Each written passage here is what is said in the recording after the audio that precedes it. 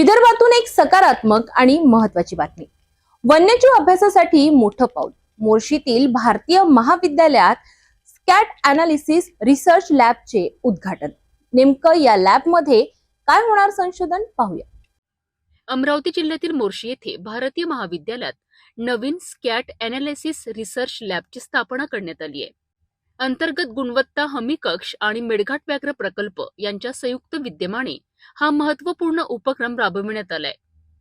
या लॅबचे उद्घाटन संत गाडगेबाबा अमरावती विद्यापीठाचे कुलगुरू डॉक्टर मिलिंद बाराहते यांच्या हस्ते करण्यात आले.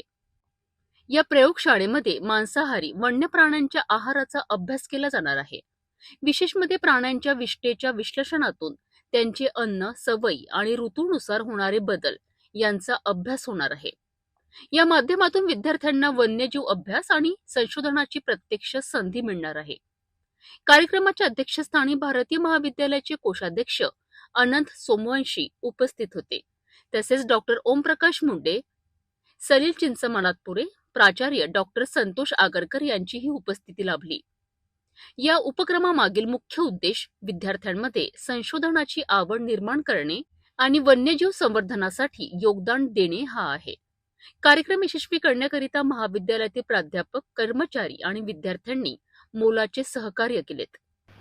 ही लॅब जी भारतीय महाविद्यालय मोर्शी या ठिकाणी उभी करण्यात आलेली आहे ही ऍक्च्युली मेळघाट व्याघ्र प्रकल्प अमरावती, भूगोल विभाग भारतीय महाविद्यालय मोर्शी आणि कार्स अमरावती या तिघांच्याही संयुक्त विद्यमाने या ठिकाणी स्थापन झाली.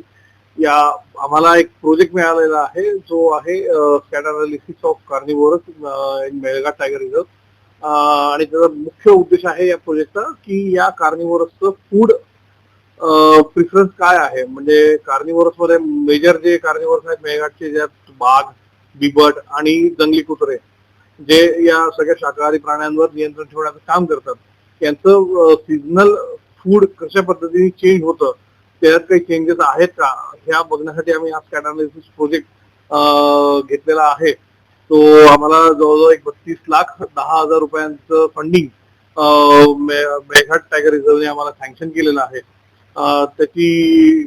त्याच्याच लॅबची जी आम्ही स्थापना या ठिकाणी महाविद्यालयात केलेली आहे, त्या लॅबच्या माध्यमातून आम्ही आता विद्यार्थ्यांच्या थ्रू जे काही महाविद्यालयातले विद्यार्थी आहेत, काही कार संघटनेचे विद्यार्थी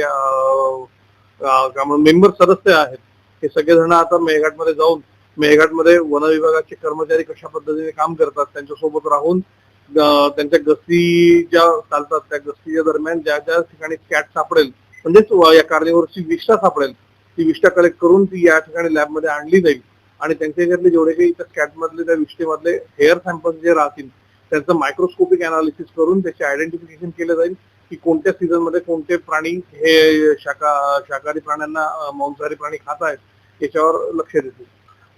तसं पाहिलं तर स्कॅट अनालिसिसच्या याच्या संदर्भात आतापर्यंत फक्त आणि फक्त मेळघाट म्हणजे जे काही टायगर प्रोजेक्ट आहेत ऑल ओव्हर इंडियामध्ये ते स्वतःहूनच या गोष्टी करतात.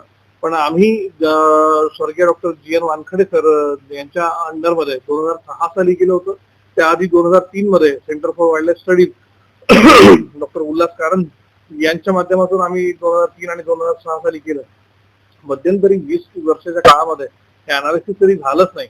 म्हणून मग वाघांची वाढती संख्या होत असलेला बाकीच्या इतर जंगलांमध्ये आपण बघतोय की मानव वन्यजीव संघर्ष वाढलेला आहे. बऱ्याचशा ठिकाणी वाघांची संख्या वाढल्यामुळे सुद्धा तिथे प्रॉब्लेम येत आहे. असे प्रॉब्लेम भविष्यात नाही यावे म्हणून त्याचं प्रे डेन्सिटी काय आहे, त्याचं फीडिंग काय आहे, फीडिंग हॅबिट्स कशा पद्धतीचे आहेत हे जाणण्यासाठी हा प्रोजेक्ट आम्ही या ठिकाणी वन विभागाला दिला आणि त्यांनी तो मान्य केला. त्यातनं आता आमचे विद्यार्थी सुद्धा आता हळूहळू या रिसर्च ऍक्टिव्हिटीमध्ये वळत आहेत, जेणेकरून भविष्यात सुद्धा या विद्यार्थ्यांना महाविद्यालयीन जीवनामध्येच आम्ही एक प्रयत्न करतो आहे की त्यांना सुद्धा याची थोडी जाणीव व्हावी. आणि हा आपल्या याच्यातलं म्हटलं तरी हा एक पहिलाच प्रयोग आहे, एक पहिलीच प्रयोगशाळा अशी आहे जी जॉईंट कोलॅबोरेशननी प्रोजेक्टच्या माध्यमातून उभी झालेली आहे, जी आता भविष्यामध्ये सुद्धा कार्यरत राहील. तर आपण वन्यजीव संरक्षण म्हणून आपल्याला मानद पदवी मिळालेली आहे. आपलं काय मानत असेल, किती विद्यार्थ्यांना आपण पुन्हा या जोड्यासाठी आम्ही मोस्टली कसं आहे की वन विभागांची गस्ती जंगलांमध्ये चालत असते, पण त्याच्या याच्यात आपल्याही या स्कॅट अनालिसिसची एक भर त्याच्यावर अजून जबाबदारी त्यांच्यावर टाकावी तर ती टाकण्यापेक्षा आपल्या जिथल्या महाविद्यालयातल्या विद्यार्थ्यांना जसं बरेचसे पोरं सायन्सचे मुलं तर रिसर्च आहे म्हणून ते मुलं त्यात सहभागी होतात, पण आर्ट्स आणि कॉमर्सचे विद्यार्थी सुद्धा आम्ही याच्यात इन्क्लूड केलेले आहेत की जे पोरं नेहमीच वारंवार पोलीस भरती असो, आर्मीची भरती असो त्यासाठी प्रयत्न करत असतात, तर त्यांना हे सुद्धा एक दालन ओपन व्हावं की फॉरेस्ट डिपार्टमेंटमध्ये सुद्धा काही अधिकारी पदाच्या जागा आहेत, काही गार्ड पदाच्या जागा आहेत, ज्यासाठी हे आर्ट्स आणि कॉमर्सची मुलं सहज अप्लाय करू शकतात. तर ते अधिकारी आणि गार्ड लोक त्या जंगलामध्ये कशा पद्धतीचं काम करतात, कशा पद्धतीने त्यांचं रुटीन चालतं, या सगळ्या गोष्टींची जाणीव व्हावी म्हणून आम्ही व्हॉलेंटियर जे आहेत ते वाढवलेले आहेत. जवळपास सध्या स्थितीत आमच्याकडे 40 व्हॉलेंटियर्स आहेत. जून महिन्यात नवीन जे विद्यार्थी आमच्या यात सहभागी होतील, कारण हा 2-2.5 वर्षापासून चालणारा प्रोजेक्ट आहे, तर यात जवळजवळ 100 विद्यार्थी अजून याच्यात जुळतील. मोर्शीतील ही प्रयोगशाळा विद्यार्थ्यांसाठी संशोधनाची नवी दालने उघडणारी ठरणार आहे. वन्यजीव संवर्धनासाठीही हा उपक्रम महत्त्वाचा मानला जात आहे.